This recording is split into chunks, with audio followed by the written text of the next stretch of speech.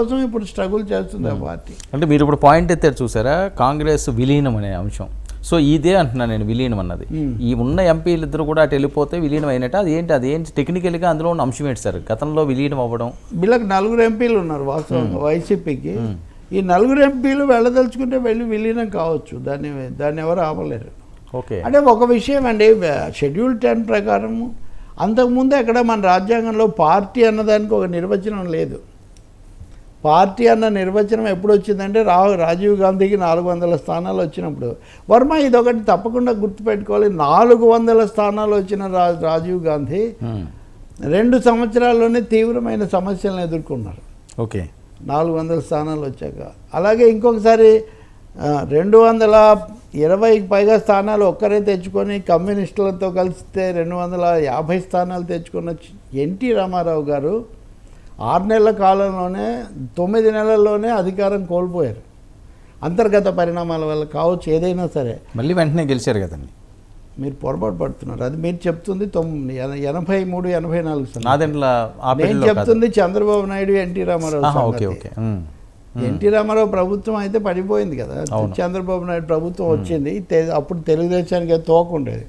నేను చెప్పేది ఏంటంటే సీట్లు చాలా ఎక్కువగా ఉండటం ఒక్కటే పర్మనెంట్ కాదు. రాజీవ్ గాంధీ, నా రెఫరెన్స్ అది, 400 స్థానాలు వచ్చిన రాజీవ్ గాంధీ ఈ సమస్యాత్మకంగా ఉంటుందనే ఫిరాయింపుల చట్టం తెచ్చాడు. అంతకుముందు అస్తుబిస్తుగా ఉన్న ప్రభుత్వాలు ఏవి ఫిరాయింపుల చట్టం తేలేదు. 400 నాకు ఉన్నాయి, వీళ్ళలో అటు ఇటు అవుతారేమో అని రాజీవ్ గాంధీ తెచ్చారు. అప్పుడు పార్టీ అన్నదానికి నిర్వచనం ఇచ్చారు.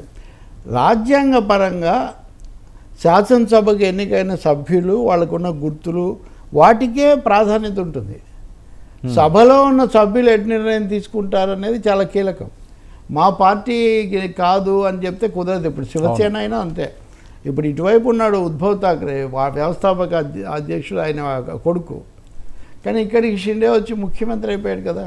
కోర్టులోకి వెళ్ళినా అదేం జరగదు, వెంటనే ఏదైనా చేస్తే తప్ప.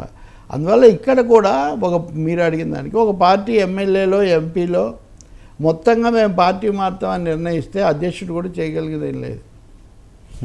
ఎందుకు రాజ్యసభలో తెలుగుదేశం కలిసిపోయిన ఉదాహరణ మనకు.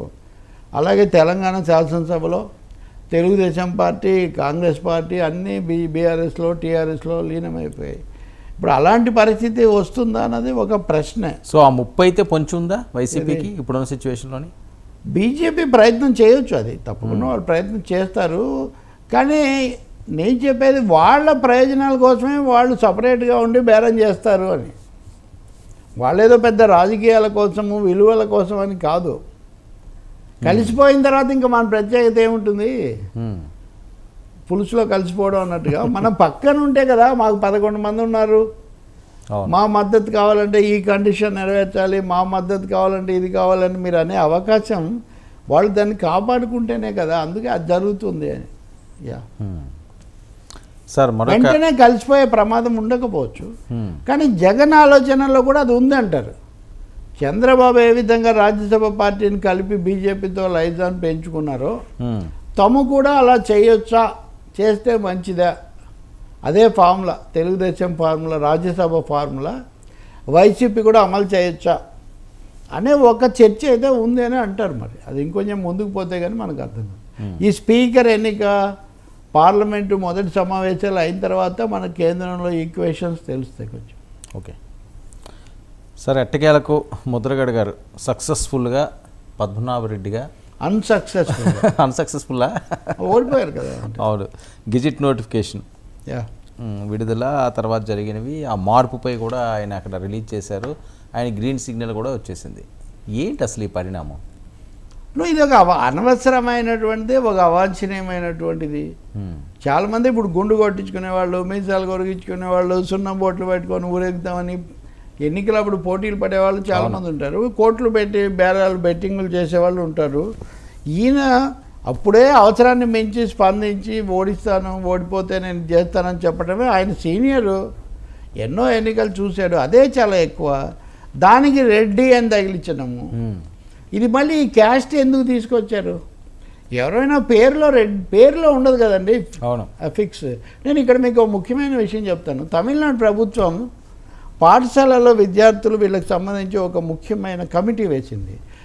జస్టిస్ చంద్రు అని ఇదివరకు తమిళనాడు హైకోర్టు మద్రాసు హైకోర్టులో పనిచేసిన ఈ జై భీమ్ సినిమాకు సూర్య తీసిన జై భీమ్ సినిమాకు ప్రేరణగా నిలిచిన జస్టిస్ చంద్రు అధ్యక్షతన కమిటీ వేసింది.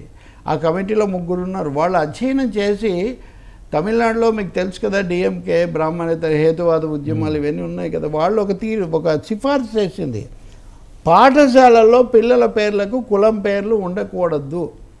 ఇప్పుడు పుచ్చలపల్లి సుందరయ్య గారు రెడ్డి పేరు తీసేశారని ఇట్లాంటివి మనం వింటుంటాం కదా.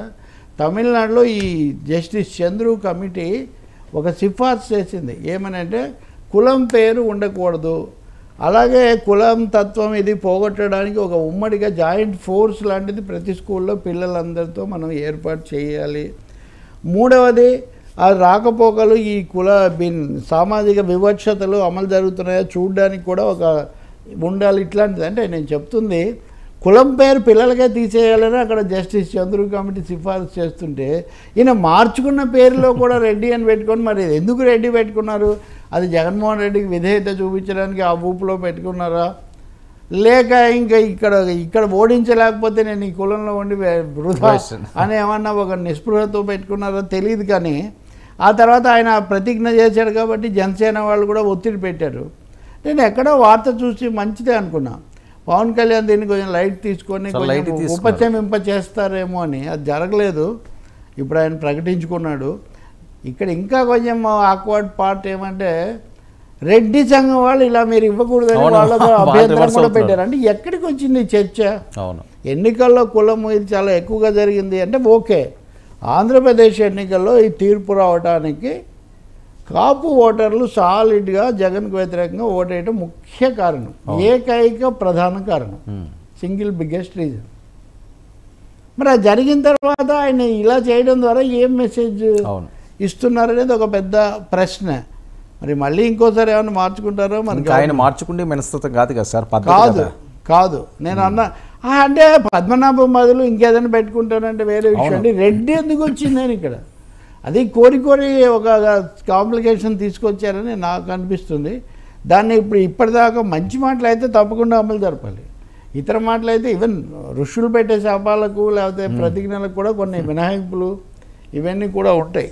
మరి చేసేసాడు కదా. ఇప్పుడు మనం ఎవరు పెద్దలు రేపటి నుంచి ఎవరు ఏం పట్టించుకోరు అనుకోండి, ఈయన పేరు మార్చుకున్నాడా లేదా. కానీ దాని ద్వారా ఇస్తున్న మెసేజ్ మటుకు రాంగ్ మెసేజ్. అవును, అదే రాంగ్ మెసేజ్, క్యాస్ట్ మెసేజ్. అది కూడా కాకుండా కొంచెం ఒక కులాన్ని 2 కులాలను కూడా హర్ట్ చేసే మెసేజ్ ఏదైతే తీసేయండి మీరు కావాలంటే. అంతేగాని లేనిది పెట్టుకొని ఎందుకు పెట్టుకున్నారు మీరు? ఆయనే వివరణ ఇవ్వాలి ఎందుకు. ఐ థింక్ ఆయన ఒక ఎక్స్ప్లెనేషన్ ఇవ్వాలి. పేరు మార్చుకుంటే వేరే పేరు పెట్టుకోకుండా రెడ్డి అనేది మీరు ఎందుకు తగిలించుకున్నారు, రెడ్డి అని పెట్టుకోవడం ద్వారా మీరు ఏం సందేశం ఏమి సంకేతం ఇవ్వదలుచుకున్నారు, ఈ విషయం మీద ఒక వివరణ ఇవ్వాల్సిన బాధ్యత అయితే ముద్రగడ పద్మనాభానికి ఉంటుంది. హీ షుడ్ ఎక్స్ప్లెయిన్, ఒక ఎక్స్ప్లెనేషన్ ఇవ్వాలి గ్యారంటీ.